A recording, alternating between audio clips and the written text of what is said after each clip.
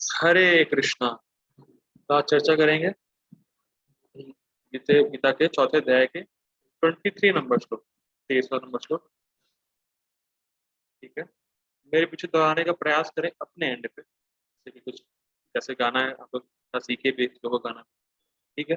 गत संगस्य मुक्तस्य ज्ञानावस्थित चेतसः यज्ञाय चरतः कर्मा समग्रं प्रविलीयते। गतसङ्गस्य मुक्तस्य ज्ञानावस्थितचेतसः यज्ञायाचरतः कर्म समग्रं प्रविलीयते।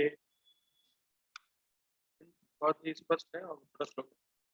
गतसंगस्य, जिसकी आसक्ति प्रकृति के गुणों से पूरी तरह चली गई। गतसंगस्य, जिसकी आसक्ति प्रकृति के गुणों से पूरी तरह चली गई है। मुक्त से, जो मुक्त हो चुका है या जो मुक्त है। ज्ञानावस्थित चेतसः, उसकी चेतना दिव्य ज्ञान में स्थित है कि वो है क्या। वो है क्या मतलब वो आत्मा, व्यक्ति जानता है। ठीक।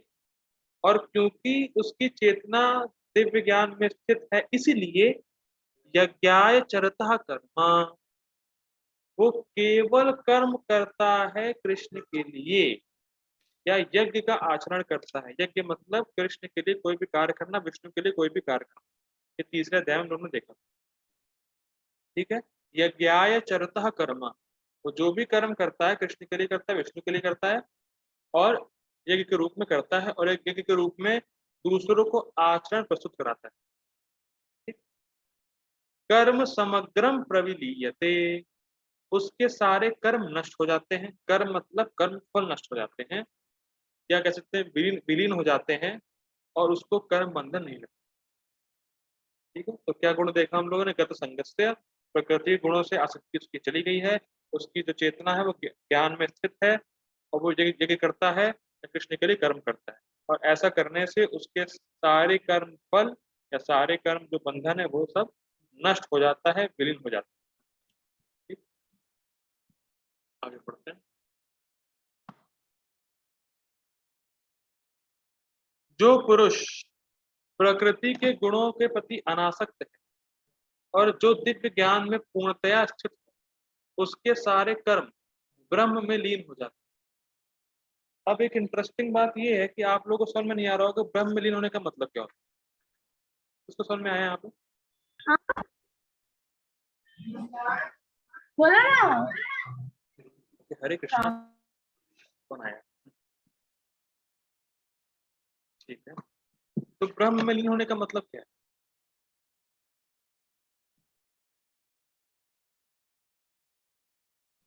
हरे कृष्णा प्रभु जी। हरे कृष्णा। तो जी इसका मतलब ये हो सकता है कि ब्रह्म में लीन होने का मतलब कि कृष्ण उसके सारे कर्म बंधन को काट देता है। ये अपने मन से बताना। हाँ, मतलब हम जहाँ तक सोच पाए। ठीक है। देखिए ये अभी समझ में आएगा आपको। इसका लिंक अगले श्लोक से, तो जो हम लोग कल पढ़ेंगे तब आएगा। मैं रिपीट कर रहा हूँ, ये बात हमें कल पता लग पाएगी कि कर्म ब्रह्म में लीन होने का मतलब क्या है। लेकिन इतना स्पष्ट है कि उसको कर्म, उसके सारे कर्म फल नष्ट होते हैं। बस इतना भी अंडरस्टैंडिंग हमें लेनी है, बाकी हम लोग कल पढ़ेंगे। ब्रह्मा अर्पणम ब्रह्मा ब्रह्मा होता ऐसे करके श्लोक कल आएगा, और वो माना जाता है one of the most difficult समझने की दृष्टि से। उसको तो इजी है, लेकिन उसको जल्दी लोगों को सही अंडरस्टैंडिंग हो नहीं पाती। वो कल का श्लोक होगा, तो कल हम लोग देखेंगे इसका मतलब। ठीक है, आगे बढ़ो। गीता भूषण टीका। अच्छा, एक और पहला मेरा क्वेश्चन है ट्रांसलेशन के, ट्रांसलेशन को पढ़ के।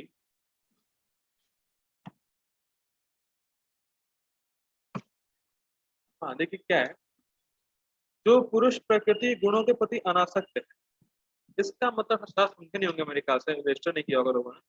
देखिए देखिए, हमारा शरीर प्रकृति गुणों से बना हुआ है, हमारा मन प्रकृति गुणों से बना हुआ है, मतलब मटीरियल है।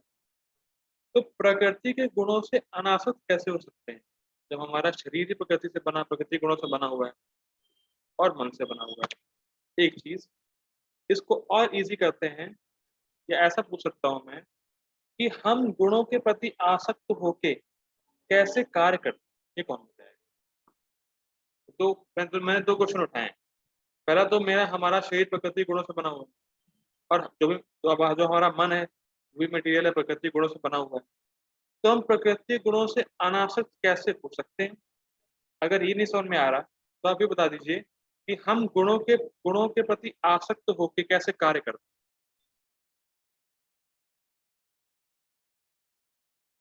तो फिर मैं उसको वहां से ले लूंगा।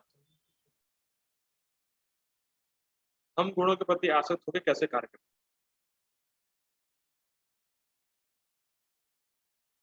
तो ये जो आसक्ति दिखाता है वो दिखाता है जो पिछले पुराने हमारे मन के अंदर वासनाएं हैं और जो इच्छा है हमारे अंदर करने की, वो हमें मतलब तो करता है कि कर्म करने के लिए मतलब और फंस जाते हैं फिर हम लोग इसमें।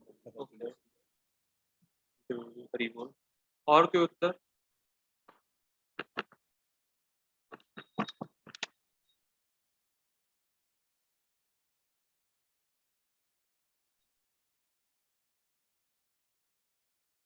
ठीक है। प्रभु जी ने सही बताया, लेकिन थोड़ा थोड़ा उस पर मतलब ऐसा ही बिल्कुल थोड़ा स्पष्ट करते हैं। देखिए, हम लोग 17वें अध्याय में पढ़ेंगे कि रजोगुण हमें कैसे बांधता है, लस्ट, लोभ इत्यादि से। तमोगुण बांधता है आलस और प्रमाद से, और सतोगुण बांधता है ज्ञान से। इंटरेस्टिंग है। तो सब पढ़ेंगे।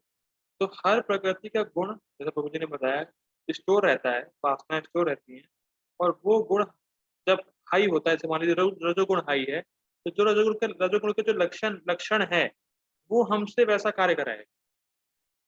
मान लीजिए रजोगुण का लक्षण है लस्ट है और लोभ है, तो रजोगुण जब हाई होगा तो हम बड़े लोभी हो जाएंगे, बड़े कामी हो जाएंगे, और फिर वैसा हम कर्म करने के लिए प्रेरित हो जाएंगे। ठीक, तो ये होता है गुणों के प्रति आसक्त होने की वजह से कर्म करना। अब प्रकृति गुणों के प्रति अनासक्त होने का मतलब क्या है? जब हम शास्त्र के अनुसार जीवन यापन करते हैं तो प्रकृति गुणों से परे होते हैं। फिर रिपीट कर रहा हूँ, जो व्यक्ति शास्त्र सुन ही नहीं रहा है वो प्रकृति के गुणों से बंध के ही कार्य कर रहा है। ठीक, और जो शास्त्र के अनुसार शास्त्र सुन के जीवन यापन करता है और शास्त्रों के अकॉर्डिंग कर्म करता है, वो प्रकृति के गुणों से परे होकर निर्गुण हो पाता है। क्यों? क्योंकि जो गुण उसको कार्य करा रहे हैं, तो मान लीजिए रजोगुण उसको कोई कार्य करने के लिए प्रेरित कर रहा है, तो व्यक्ति वो ना करके शास्त्र के कार्य कर रहा है, और धीरे धीरे करते करते वो इस गुण से अनासक्त हो जाए। मान लीजिए किसी को खूब पकौड़े वकौड़े खाने का मन, ठीक, ऐसा प्रेरित कर रहा है गुण, पकौड़े खाओ, खूब बढ़िया बढ़िया मसालेदार चीजें खाओ। रजोगुण का जो खाना होता है मसालेदार होता है। तो अब जो है वो व्यक्ति अगर उसको खाना है तो भगवान को ऑफर करके खा लेगा, तो उससे मुक्त हो जाएगा। क्योंकि ये शास्त्रों में ऐसा दिया है कि आपको पहले ऑफर करके खाना है। तो वो उसको प्रेरित कर रहा है गुण कि आप खाओ खाओ खाओ, लेकिन वो जानता है शास्त्र के अकॉर्डिंग पहले मुझे ऑफर करना है फिर खाना है। तो जब व्यक्ति शास्त्र के अनुसार जीवन यापन करता है, शास्त्र के अनुसार कार्य करता है, तो वो प्रकृति गुणों से अनासक्त होता चला जाता है। तो ये है। ठीक, अब पढ़ते हैं गीता भूषण टीका। गीता भूषण टीका, जो निष्काम है अर्थात राग द्वेष आदि से मुक्त है। ठीक है, राग द्वेष ये बहुत बार शब्द आया है, बार बार आता रहेगा। तो मैं पूछना चाहूंगा राग और द्वेष क्या होता है, बता दीजिए, फिर थोड़ा आगे बढ़ते हैं। राग और द्वेष क्या होता है, कौन बताएगा? और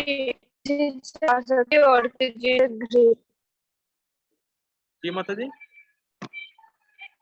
पर्टिकुलर से आती और से घृणा। आपकी आवाज क्लियर आती नहीं है, पता नहीं क्या हो गया। आप टाइप ही कर दीजिए। माता जी की आवाज पता नहीं क्यों नहीं आती है आयुष माता जी। शायद मोबाइल मोबाइल के वो लिख रही हैं। जलन या ईर्ष्या की भावना। नहीं माता जी, वो नहीं, राग द्वेष कुछ और होता है, वो तो मास्टर होता है। तो माता जी अभी मैं बताऊंगा। किसी चीज से आसक्ति हो कि ये तो मैंने नहीं बताया था, राग और द्वेष। ठीक है हरे कृष्ण जी। जी प्रभु जी, आप बताओ। तो जी राग राग का मतलब कि ओके, जो चीज मुझे, हाँ ठीक है, वो बताइए। जैसे हमें किसी चीज से वो है, लविंग नेचर है कि हमें ये करना अच्छा लगता है, तो वो हो गया राग। और ये करना अच्छा नहीं लगता है तो वो हो गया द्वेष। माता जी में ऐसे ही लिखा है, सॉरी मैं माफ कीजिए माता जी। किसी चीज से आसक्ति तो वो राग, किसी चीज से घृणा वो द्वेष है। देखिए बड़ा इंटरेस्टिंग है। देखिए इसको और सिंपलीफाई करते हैं। जो मुझे इंद्र तृप्ति दे रहा है वो मेरा बड़ा ही प्रिय आदमी, वो उससे हो गया मेरा राग। ये मेरा प्रिय व्यक्ति है भाई, ये मेरा बहुत ही खास आदमी है। और जो हमें इंद्र तृप्ति में बाधा दे वो बिल्कुल ठीक आदमी नहीं, बहुत खराब आदमी। तो ये अच्छा आदमी, ये बुरा आदमी, ये होता है राग और द्वेष। कि हम किसी कुछ लोगों को अच्छा मान रहे हैं कि हाँ ये बहुत अच्छे आदमी है, और कुछ लोगों को बुरा मान रहे हैं, ये होता है द्वेष, ये बहुत बुरा आदमी। तो ये राग और द्वेष। ठीक।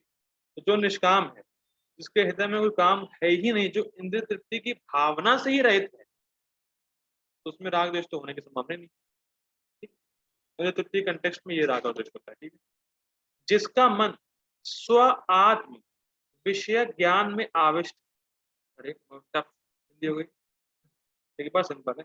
जिसका मन आत्म चिंतन में या आत्मा के ज्ञान में या भगवान की भक्ति में लगा है, सुखी रहता है, उसकी बात हो रही है कि उसका मन जो है वो आत्म विषय ज्ञान, मतलब मैं कौन हूँ, मैं भगवान का दास हूँ, मैं उनके लिए कार्य करूंगा, उसी में वो संतुष्ट रहता है। और जो यज्ञ का आचरण, ये इंटरेस्ट, और जो यज्ञ का आचरण इस चिंतन के साथ करता है कि यह भगवान विष्णु की प्रसन्नता के लिए है, ऐसे व्यक्ति के प्राचीन बंधक कर्म समग्र रूप से विलीन होता है।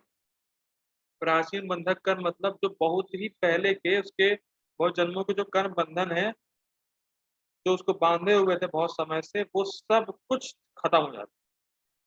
उसके सारे कर्म बंधन खत्म हो जाते हैं। कब?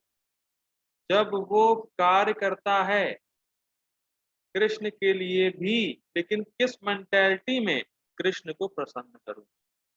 देखिए ये मैं बार बार क्यों बोल रहा हूँ मेंटेलिटी, क्योंकि ये बार बार सुनने के बाद भी बार बार भूल जाते हैं, इसलिए मैं बार बार बोलता हूँ। आप जो भी कार्य करें वो देखें कि ये मैं कृष्ण की प्रसन्नता के लिए कर भी रहा हूँ कि उसमें कुछ मेरी अपनी प्रसन्नता है। चेक करना पड़ेगा बार बार। जो व्यक्ति कार्य करता है, ये करता है कृष्ण के लिए कार्य करता है, लेकिन कृष्ण को प्रसन्न करने के लिए उसका इंटेंशन ये रहता है, तो उसके जितने भी पहले के कर्म बंधन है वो सब भस्म हो जाते हैं, सब खत्म हो जाता है, उसका अकाउंट क्लियर हो जाता है। ऐसा कैसे?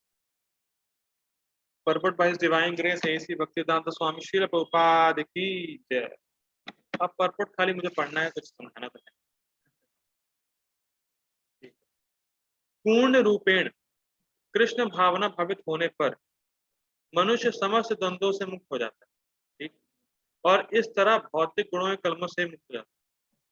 वह इसलिए मुक्त हो जाता है क्योंकि वह कृष्ण के साथ अपने संबंध की स्वाभाविक स्थिति को जानता है। अभी उन्होंने पढ़ा ना, जिसका मन स्व आत्म विषय ज्ञान में आविष्ट रहता है, वही वही बता रहे हैं। ठीक है। वह इसलिए मुक्त हो जाता है क्योंकि वह कृष्ण के साथ अपने संबंध की स्वाभाविक स्थिति को जानता है, फलस्वरूप उसका चित्त कृष्ण भावना अमृत से विचलित नहीं होता। ठीक है। अतएव वह जो कुछ भी करता है वह आदि विष्णु कृष्ण के लिए होता है। फिर रिपीट करो, वह जो भी कुछ करता है वह आदि विष्णु कृष्ण, कृष्णस्तु भगवान स्वयं के लिए होता है। अतः देखिए वह जो, ये बड़ी इंटरेस्टिंग है, जो कुछ भी करता है तो ठीक है, जो कुछ भी करता है, लेकिन सबसे ज्यादा महत्वपूर्ण है हम लोग क्या बोलते हैं। जो करने में बोलना भी आता है, तो हमें चेक करना होगा कि हम लोग कितनी फालतू की बातें करते हैं जो कृष्ण से अलग है। ये बहुत ही टफ है, ये वाकई में टफ। कृष्ण के इतर कृष्ण के अलग बहुत सारी बातें करता है, वो भी हमारी भक्ति को डाउन करता है। ठीक है, मैं ये नहीं कह रहा हूँ जितना आवश्यक ना उतना, मतलब जितना आवश्यक उतना तो बोले, मान लो कोई नौकरी जाता है, कोई पढ़ता है, स्टडी करता है, तो वो ठीक है। लेकिन फालतू की बकबक, हर समय कुछ ना कुछ बोलना, वो भी कृष्ण के अलग बोलना, इस पे कंट्रोल देना थोड़ा सा मुश्किल है, और कंट्रोल देना ही चाहिए। जैसे अभी बहुत से लोग मिलते हैं, वो कहते हैं प्रभु जी गर्मी बहुत है, प्रभु जी बहुत गर्मी है, अरे प्रभु जी हाथ खराब हो रही है, प्रभु जी ये हो रहा है, प्रभु जी। भाई तुम्हारे ये सब बोलने से गर्मी कम हो जाएगी? प्रभु जी आपको क्या लगता है गर्मी कम हो जाएगी बोलने से? नहीं तो लेकिन अब बोल रहे हैं और समय खराब हो रहा है। उतने ही समय में हरे कृष्ण कृष्ण कृष्ण हरे हरे, हरे राम राम राम ये बोल सकते हैं। तो हर समय कॉन्शियस होने का मतलब यही है कि आप देखेंगे, आप फालतू की बकवास तो नहीं कर रहे। जितना जरूरी है तुम तो बोलना ही है फिलहाल, वो तो मैं नहीं कह रहा, लेकिन फालतू की बात ना बोलो, ऐसा कहने का मतलब। कृष्ण के संबंध में जितना ज्यादा हो सके उतना बोले, और अन्यथा चुप रहे। अतः उसका सारा कर्म यज्ञ रूप होता है, क्योंकि यज्ञ का उद्देश्य परम पुरुष विष्णु अर्थात कृष्ण को प्रसन्न करना। ठीक है, स्पष्ट। ऐसे यज्ञ में कर्म का फल निश्चय ही ब्रह्म में विलीन हो जाता है, और मनुष्य को कोई भौतिक फल नहीं भोगना पड़ता, मतलब कोई उसको कर्म बंधन लगता नहीं है, और वो कर्म फल से मुक्त हो जाता है। ठीक है, तो आई होप आपको समझ में आ गया होगा, इतना टफ था नहीं आज। अब कल का शो थोड़ा टफ रहेगा। कल की टाइमिंग में मैं कह नहीं सकता क्या होगा, क्योंकि टाइमिंग का कुछ दिनों तक ऐसा इशू रहेगा, कभी बहुत ज़्यादा जल्दी हो जाएगा, कभी बहुत देर में हो जाएगा। तो आप सबसे माफ़ी है, माफ़ कीजिएगा। कुछ दिन तक तो थोड़ा सा टाइमिंग का वेरिएशन चलता रहेगा, तो मैं डाल दूंगा ग्रुप पे, आप लोग रेगुलर आइएगा, सुनिएगा। ठीक है, तो हम लोग जगत गुरु श्रील प्रभुपाद की जय। हरे